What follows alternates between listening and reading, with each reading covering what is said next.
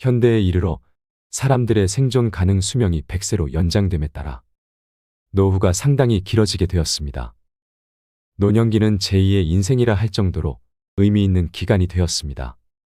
예전부터 인구가 줄어든다는 통계도 있었지만 기대 수명이 늘어남에 따라 비록 출생아들은 줄고 있어도 현재까지도 대한민국 인구는 계속하여 늘어나고 있습니다. 노년층의 수명이 늘어났기 때문입니다. 그런데 요즘엔 젊은 세대들의 결혼이 늦어지고 결혼이 늦어지니 출산도 늦어지고 있습니다.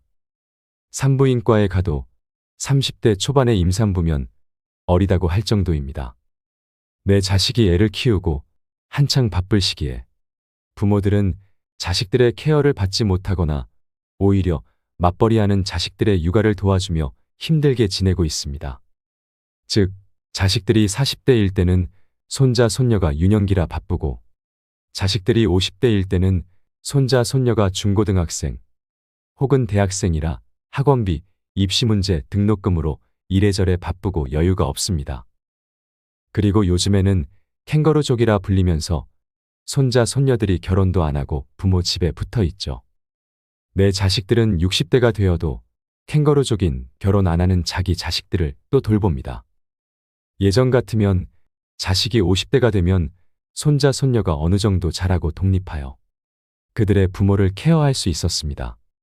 하지만 이제는 자식들이 60대 중반이나 돼야 부모를 돌볼 여유가 생기거나 그런 게 아니라면 캥거루족인 자식들을 돌보느라 그들의 부모를 챙길 여유가 아예 없습니다. 즉, 이제는 더 이상 자식에게 기댈 수가 없습니다.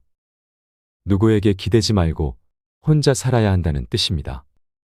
자식이 돈을 달라고 하지 않으면 오히려 다행입니다.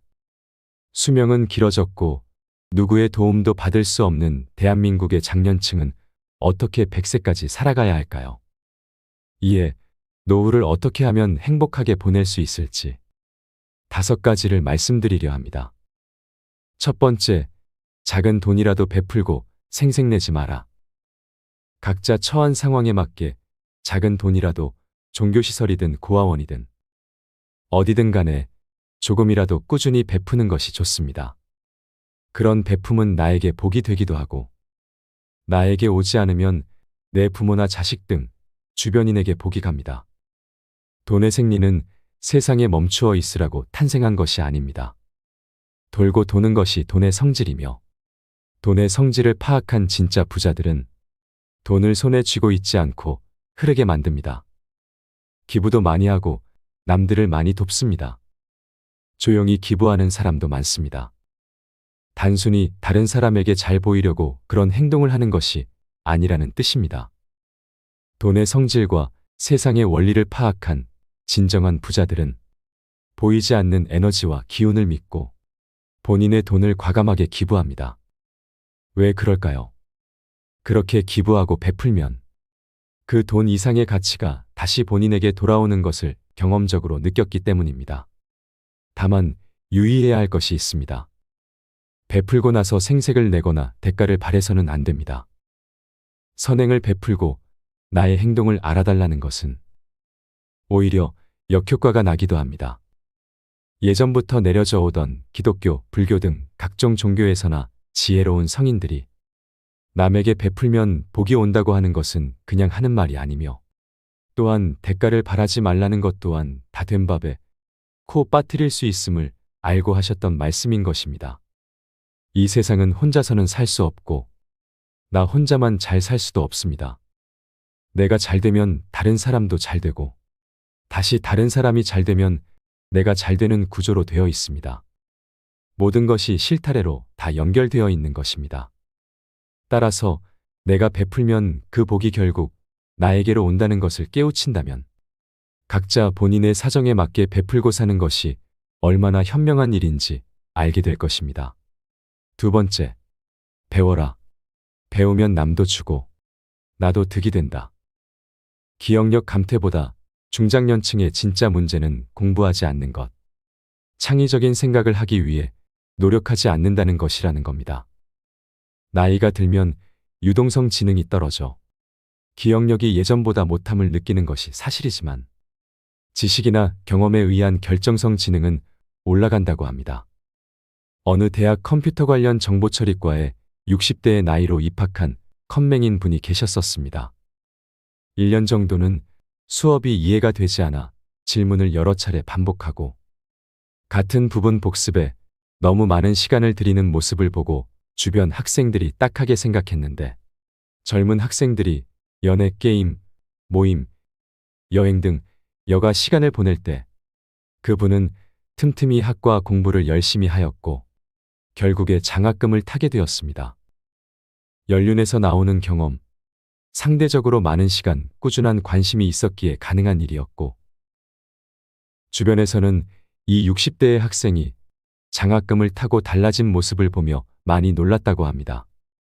나이가 들면 기억력이 감퇴하는 대신 문제 해결 능력과 판단력 등은 좋아집니다. 따라서 나이 들면 지능이 떨어진다고 단정할 수 없는 것입니다. 미국 캘리포니아의 소크 의학연구소는 72세 교수의 뇌에서 기억을 주관하는 해마의 신경세포가 계속 생성된다는 연구 결과를 발표했습니다. 이 사실은 나이와 상관없이 공부를 계속하면 해마의 신경세포가 증식된다는 것을 증명하는 것입니다. 뇌를 어떻게 사용하느냐에 따라 나이를 먹어서도 충분히 머리가 좋아질 수 있으며 나이 들었기에 창조적 인재가 될 수 없다는 것은 편견이라는 말입니다. 에이징 파워라는 말을 아시나요? 나이 들수록 강해지는 힘입니다. 오랜 경험에서 우러나오는 원숭미, 폭넓은 인맥을 바탕으로 한 정보력, 축적된 경제력 등이 창조적 인재가 되는 힘의 원천으로 작동할 수 있습니다. 실제로 기업이나 기관에서는 신규 입사 직원보다 퇴직자들을 다시 고용하여 쓰는 경우가 점점 늘고 있다고 합니다. 왜 그럴까요? 고용하려는 입장과 취업하려는 입장이 일치해서 그렇습니다. 고용주는 돈을 덜 주면서도 일의 숙련도가 떨어지지 않는 사람을 원하고 장년층 취업자는 크게 돈이 들어갈 일이 없기 때문에 돈을 조금 덜 받아도 되지만 일에 대한 지식은 신입사원에 비해 떨어지지 않기 때문입니다. 그리고 지금은 100세 시대입니다. 60대부터 어떤 것을 공부하거나 배워도 100살까지 써먹을 수 있는 시간이 많을 수 있습니다. 꼭 돈을 벌기 위한 수단으로 공부하라는 것은 아닙니다.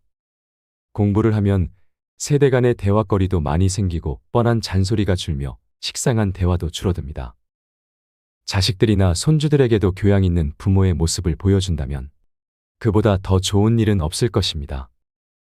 세 번째, 움직이면 복이 온다. 움직여라. 진화생물학적 관점으로 볼 때 인간은 이동하는 동물입니다. 즉, 우리 몸은 계속해서 적지 않은 거리를 오가게 되어 있다는 뜻입니다. 건강을 위해 운동이 꼭 필요하다는 건 자명한 사실입니다. 가만히 있는 상태에서는 몸을 별달리 쓸 일이 없습니다. 몸을 쓰지 않으니 마모될 일도 없고 좋지 않겠느냐 반문할 수 있지만 유감스럽게도 그렇지 않습니다. 움직이지 않으면 신체의 영양소와 산소 공급이 부족해지고 체내 정화, 해독 작업도 제대로 이루어지지 않기 때문입니다. 그것은 그냥 단거리로 시내에서 왔다 갔다 하는 것으로 그친 자동차와 비슷합니다. 짧은 거리만 운행함으로써 매번 적정 온도를 경험하지 못한 엔진에는 시간이 지나면서 침전물이 생기게 되고 성능이 대폭 떨어집니다. 브레멘 야콥스 대학교에서 2010년 1년에 걸쳐 시행한 운동하는 노년이라는 이름의 장기 연구에 따르면 심폐지구력 운동과 체조가 노인들의 뇌 능률 향상에 도움이 되는 것으로 나타났습니다. 연구자들은 65세에서 75세 사이의 실험 참가자 115명을 세 그룹으로 나누어 일주일에 3번씩 모이게 했습니다. 그 시간에 한 그룹은 노르딕 워킹을 했고 한 그룹은 협응 및 균형 강화 운동을 했으며 대조군은 운동은 하지 않고 스트레칭과 이완 연습만 실시했습니다. 연구가 6개월이 지난 시점과 1년이 지난 시점에 뇌능률 향상 효과를 테스트 받았고 테스트 항목에는 운동 및 인지 능력, 상황 판단 속도, 주의력 조절 능력 등이 포함되었습니다. 결과는 놀라웠습니다. 운동 프로그램에 참가한 두 그룹은 주의력 조절 능력이 뚜렷이 개선된 것으로 나타났습니다. 주어진 과제를 더 신속하고 정확하게 해결하면서 뇌의 능력을 10분 발휘했고 인지 능력에 미친 긍정적 효과는 어떤 운동을 했느냐에 따라 차이를 보였습니다. 노르딕 워킹을 한 사람들은 순발력이 더 개선된 반면 협응 훈련에 참가한 사람들은 과제를 질적으로 더 정확하게 해결했습니다. 이완 연습만 한대조구는 정신적 능력에서 별다른 변화를 보여주지 않았습니다. 이완 연습과 스트레칭이 유익하지 않다는 말은 아니나 이 연구에서 판가름하는 기준에서는 중요하지 않았다는 것으로 나타났습니다. 운동 방식이 사고 활동에 영향을 끼치는 것은 틀림없어 보입니다. 운동하는 노년에 대한 연구에서 유추할 수 있는 것은 부지런히 움직이는 것이 외부의 자극들을 더 빠르고 효율적으로 처리하도록 뇌 활동을 원활하게 한다는 것입니다. 규칙적으로 신체를 부지런히 움직여 뇌세포의 활동을 돕도록 하세요. 그 밖의 운동과 신체 활동은 뇌 속에서 행복감까지는 아니어도 최소한 기분을 좋게 해주는 전달 물질이 분비되도록 돕습니다. 이것이 정확히 어떤 물질인지는 논란의 여지가 있지만 운동이 기분을 밝게 하는 효과를 내는 것은 분명합니다. 근력 운동은 우울증 환자들의 기분 개선에 효과가 있는 것으로 입증되었으며 운동이 우울증에 대해 향정신성 의약품에 버금가는 효과를 낸다는 것은 여러 연구가 규명하고 있는 바입니다. 다양한 움직임으로 뇌의 회색 세포를 자극하고 활성화하세요.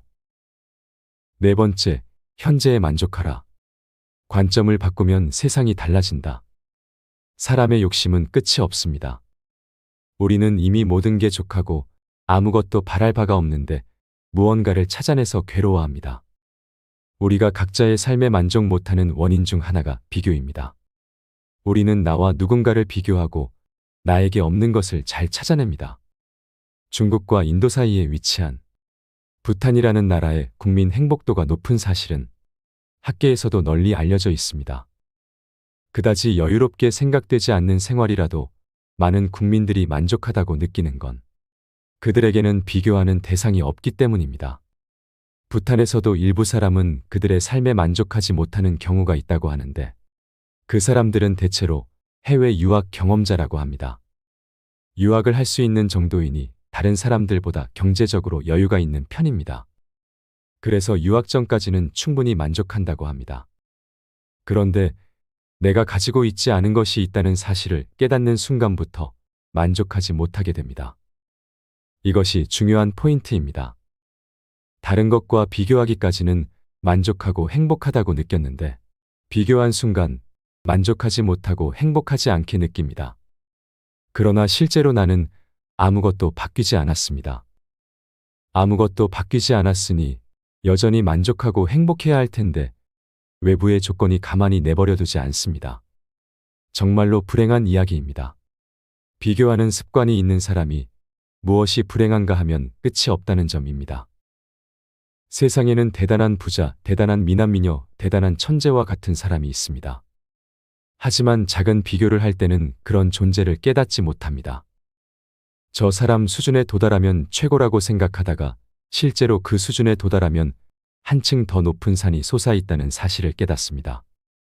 언제까지나 만족 못하는 인생을 사는 생활에서 이제 그만 졸업하셔야 합니다. 내 관점을 달리하면 못 보던 것들이 보이고 세상이 아름다워 보입니다. 반평생 넘게 무엇인지도 모르는 것을 쫓으며 살아왔다면 남은 인생은 마음의 눈을 제대로 뜨고 행복하게 살아가면 됩니다. 다섯 번째, 음덕을 쌓아라. 어느 30대 사업가가 있습니다. 그는 젊은 시절부터 아무리 바빠도 웃음을 잃지 않으며 생활했는데 어느 날 주변인들은 그의 행동을 보고 놀랐다고 합니다. 길에 떨어져 있는 빈 깡통을 주워 쓰레기통에 버리고 지도를 펼치고 길을 찾는 사람에게 다가가 어디를 찾는지 물어보며 도와주는 것이었습니다.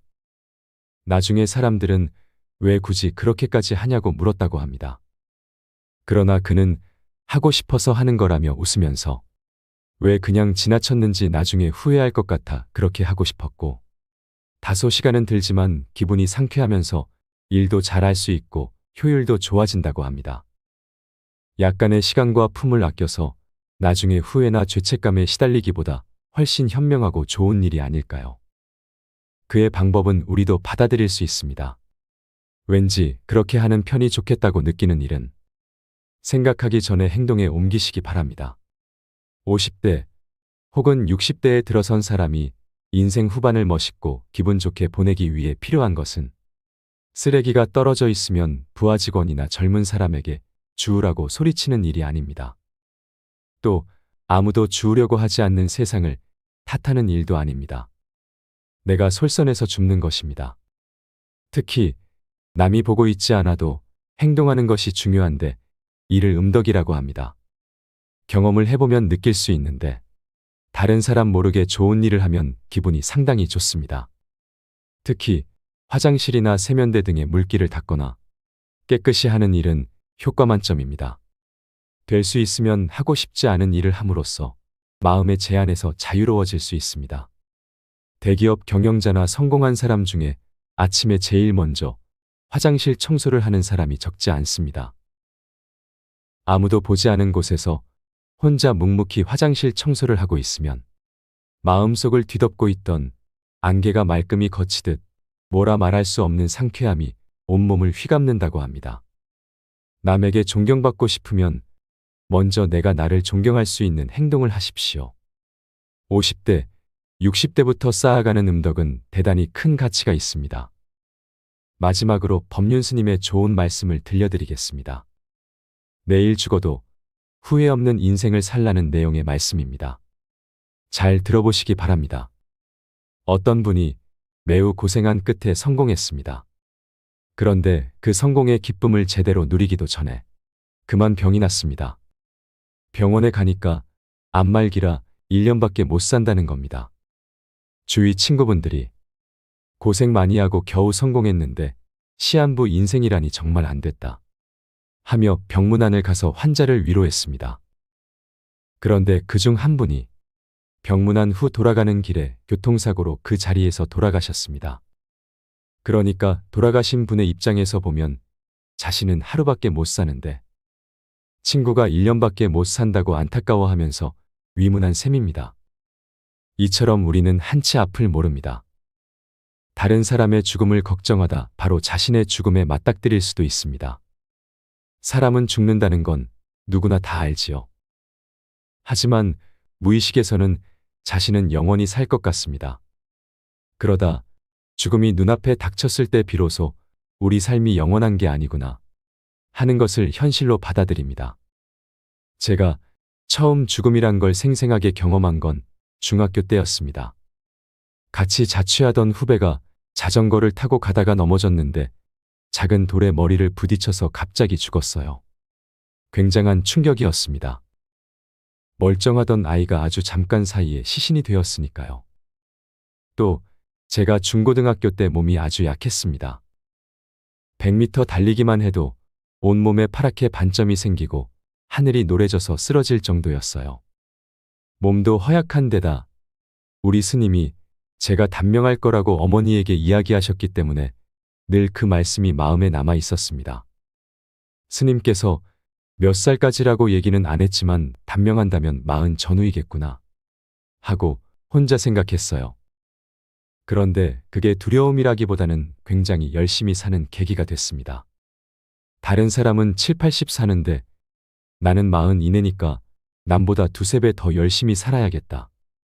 이렇게 생각했기 때문에 몇 번이나 과로로 쓰러져서 의식을 잃을 만큼 열심히 생활했습니다.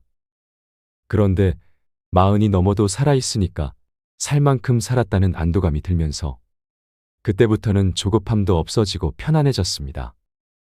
살아있으니까 열심히 일하지만 갑자기 죽는다 해도 아쉬울 게 없는 거예요. 그래서 특별히 하려는 걸 못해서 미련이 남는다든지 걱정하는 게 별로 없습니다. 죽음을 늘 염두에 두고 살았는데 그 시기를 넘기니까 삶을 좀 더 편하게 받아들이고 여유로워진 것 같습니다.